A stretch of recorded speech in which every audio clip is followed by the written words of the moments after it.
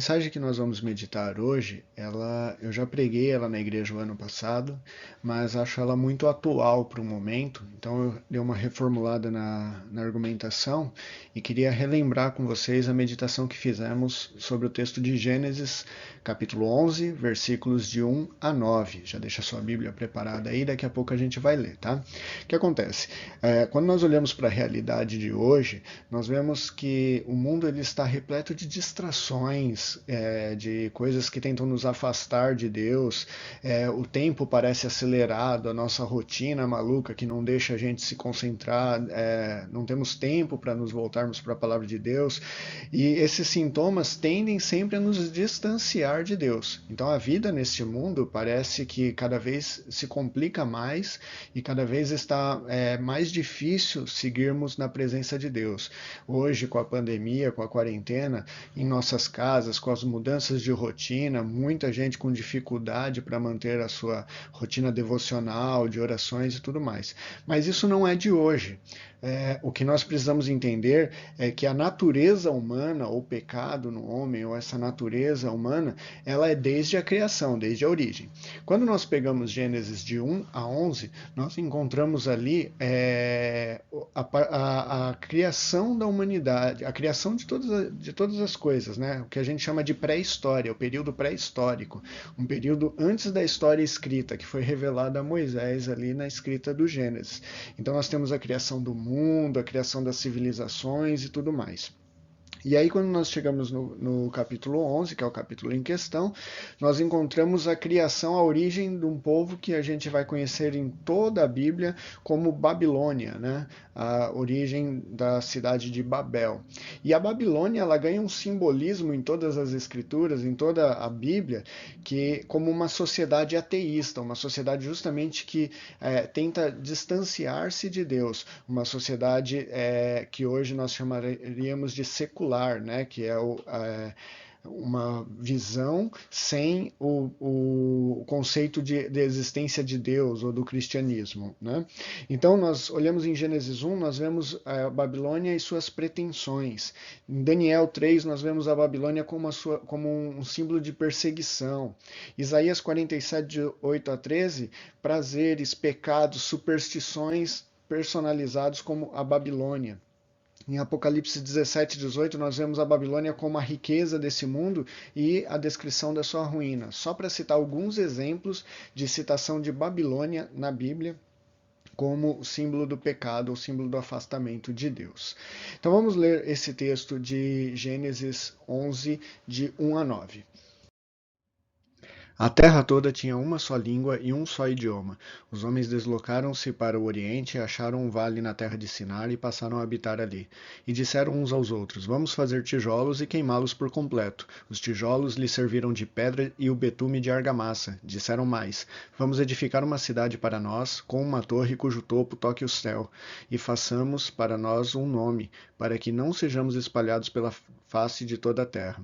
Então o Senhor desceu para ver a cidade com a torre que os filhos dos homens edificavam, e disse: O povo é um só e todos têm uma só língua. Agora que começaram a fazer isso, já não haverá restrição para tudo que intentarem fazer. Vamos descer e confundir-lhes ali a linguagem, para que um não entenda a língua do outro. Assim o Senhor os espalhou dali sobre a face de toda a terra, e pararam de edificar a cidade. Por isso a cidade chamou-se Babel, porque ali o Senhor confundiu a linguagem de toda a terra e ali os espalhou sobre a face de toda a terra. Então vejamos, já ali na origem da Babilônia, da cidade de Babel, logo nos primeiros atos da história da humanidade, né, nos 11 primeiros capítulos de Gênesis, três fenômenos que afastam o homem de Deus, já mostrados ali, já claros, que mostra a nossa realidade atual, como a Bíblia é tão atual, né, desde sua origem. Logo no versículo 4, nós temos ali a descrição da questão da estabilidade social. Eles disseram: Eia, edifiquemos nós uma cidade, a torre cujo cume toque os céus, e façamos um nome para que não sejamos espalhados sobre a face da terra. Aquela tentativa de ter alguma coisa segura, alguma coisa estável, criar um nome. Veja só, a questão da liberdade versus segurança, o equilíbrio entre essas duas coisas, ter liberdade e ter segurança, é um dilema constante em toda a história da política. A base do estudo de política, de filosofia política, é o equilíbrio entre liberdade e segurança. Se dá mais liberdade ao ser humano, você reduz a segurança. Se você amplia a segurança, você reduz a liberdade. Usando de forma bem simples para entendermos, quando você tira as grades da sua casa, quando você tira os muros da sua casa, quando você tem uma casa mais aberta, mais livre, você tem mais liberdade, você tem menos segurança.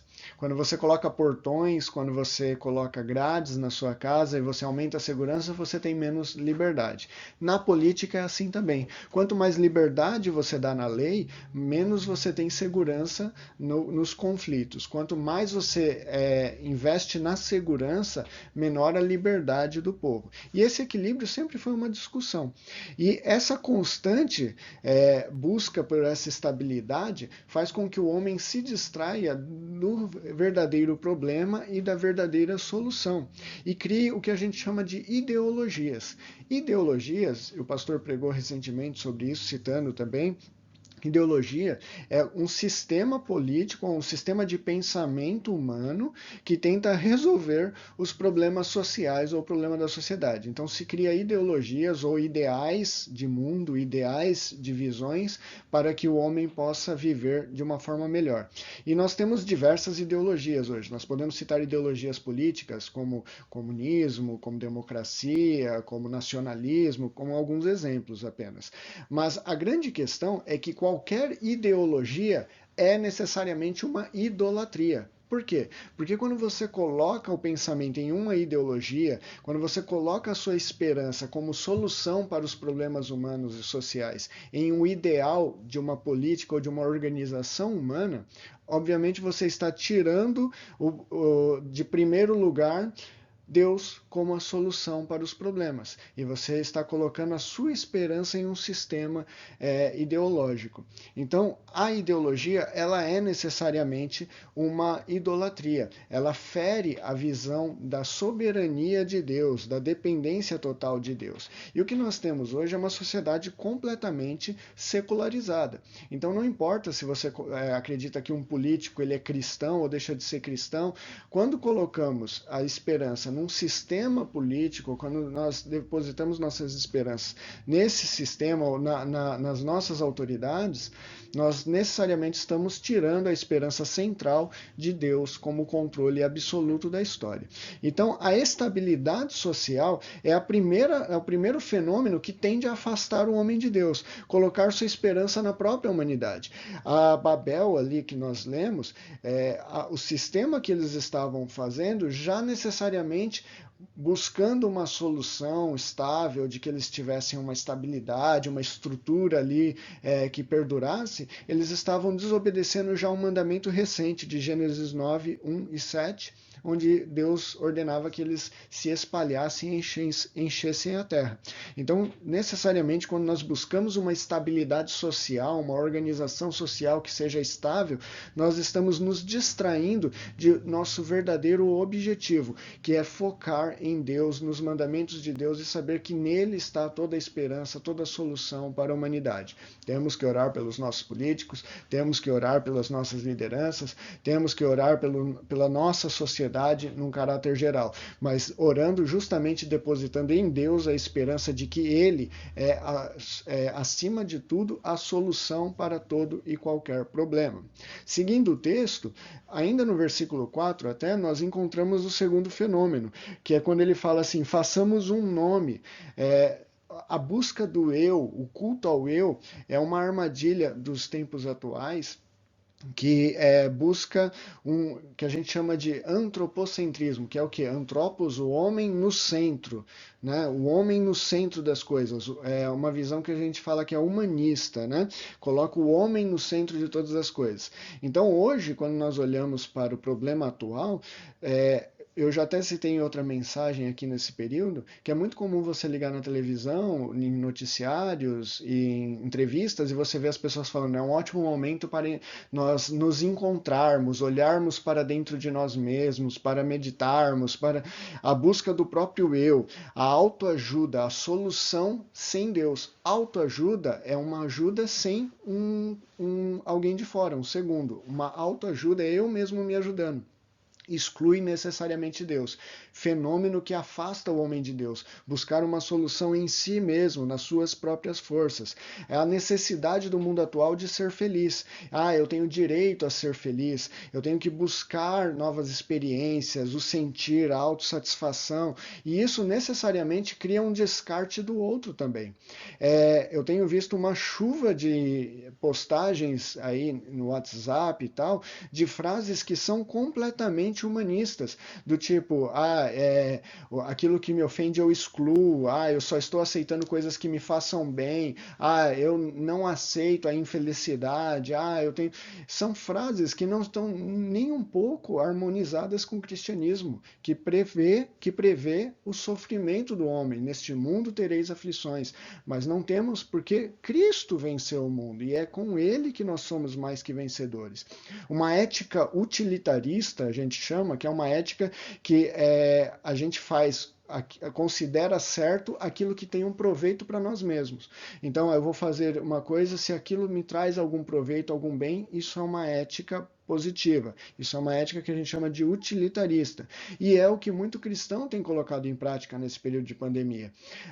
Eu devo respeitar a quarentena ou não devo respeitar a quarentena? Depende do que me é favorável, não do que é favorável ao outro. Isso é uma ética utilitarista focada no eu, no prazer, na solução para mim, como o centro das coisas. E é um fenômeno que também afasta o homem de Deus, uma vez que toda a base da sociedade em Deus é baseada no amor ou na comunhão ou no negar a si mesmo para servir ao outro. Então é a anulação do eu em prol do outro. É totalmente o inverso disso. É o inverso da busca da satisfação do eu. Seguindo o texto, nós encontramos o terceiro fenômeno que afasta os homens de Deus, que é os encantos da tecnologia. A tecnologia ela é sedutora. Eu coloquei encantos porque ela seduz, ela tende a seduzir.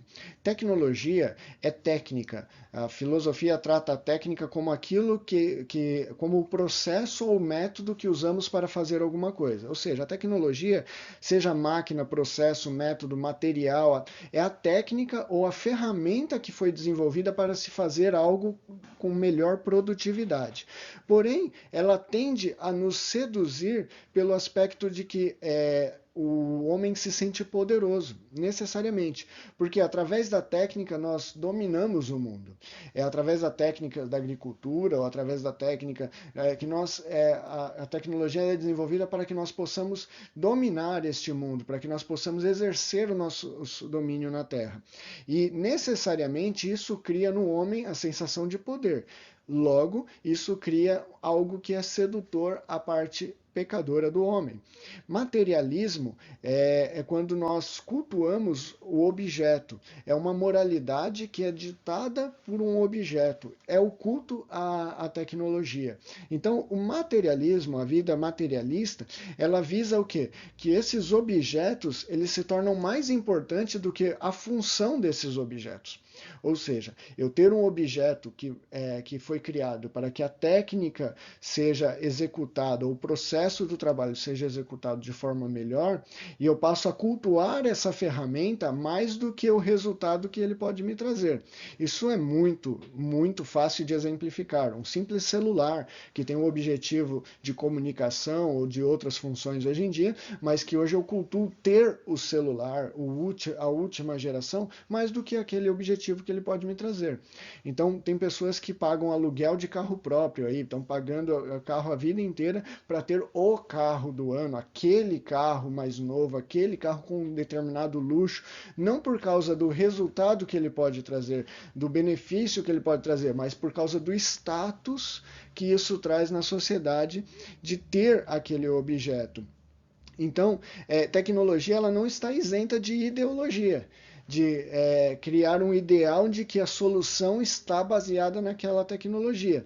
E ela atribui essa sensação de poder. Logo, ela nos leva a uma escravidão.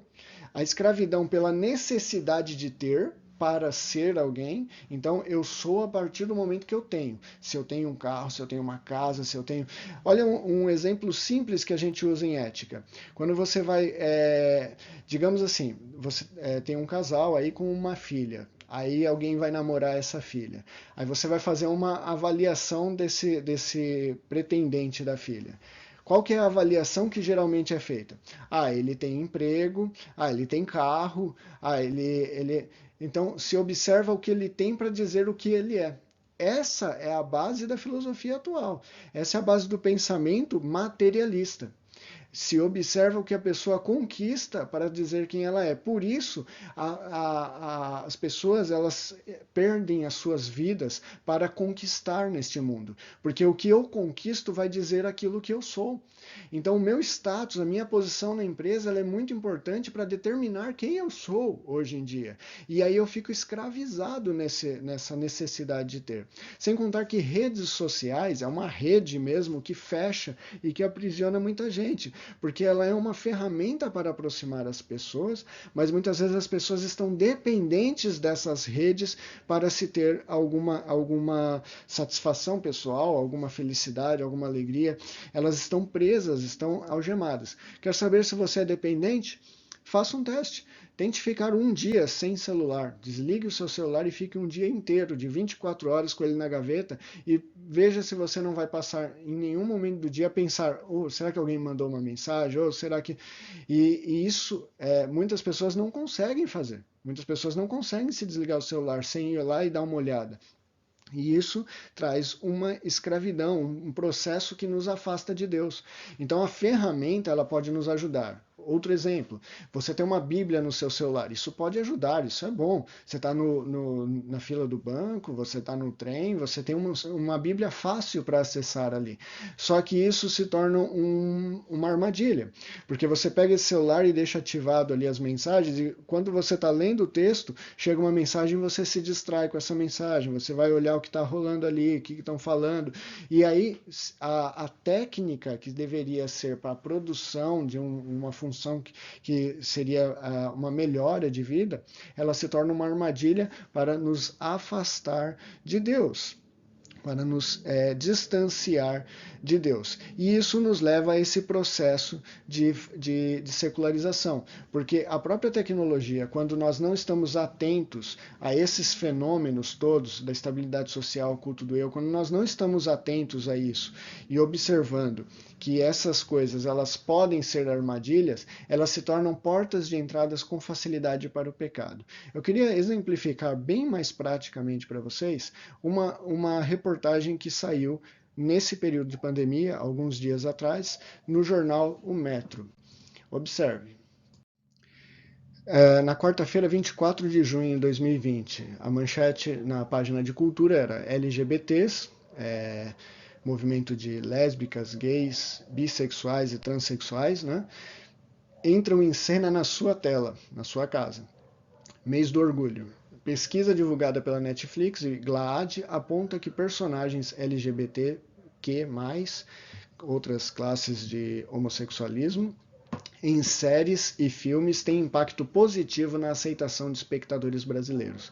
Ou seja, a reportagem, o restante da reportagem vai trazer a ideia de que inserir personagens homossexuais nos seriados e em filmes aumentam a aceitação de espectadores. E alguns pesquisados que traz na reportagem testemunham que realmente eles tinham resistência sobre isso e após assistir algumas séries, alguns filmes, tantas séries e tantos filmes, né, que tem homossexuais no meio, se identificou como uma pessoa que aceitou com mais facilidade.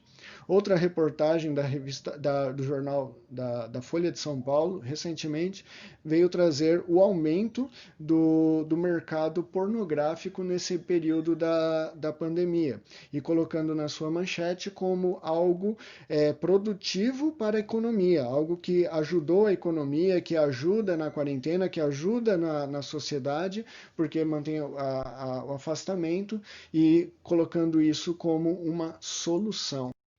Portanto, meus irmãos, os exemplos que eu trouxe, tudo isso, é apenas exemplos de armadilhas e coisas que têm acontecido nos nossos dias, com os acontecimentos atuais que nos afastam de Deus, que nós precisamos estar atentos. Porém, que não são coisas novas, não são coisas recentes. Então, como se armar contra isso? Através das Escrituras, através da Bíblia. Os 11 primeiros capítulos da Bíblia já refletem tantas características, tantas coisas que estão tão atuais para nós, que dirá se nós passearmos por todas as Escrituras, por toda a Bíblia. Então, a grande pergunta que nós devemos fazer é: nós vamos agir como a Babilônia, como a sociedade babilônica, que é exemplo de uma sociedade ateísta, de uma sociedade que se distancia de Deus e que tem o seu fim decretado ali em Apocalipse 17, ou nós vamos agir como um povo cristão, como um povo diferenciado que age de forma diferente? Isso depende de aonde nós vamos colocar a nossa esperança. Se nós vamos nos afastar de Deus ou se nós vamos nos aproximar de Deus. Nos aproximamos de Deus através de oração, através de leitura das Escrituras, através da comunhão entre os irmãos, através dos cultos. Então nós devemos buscar constantemente uma aproximação de Deus para evitar que essas armadilhas, como tantas outras que têm aprisionado, escravizado o povo de Deus, possam se manter longe do seu povo. Que Deus abençoe a todos e fiquem em paz.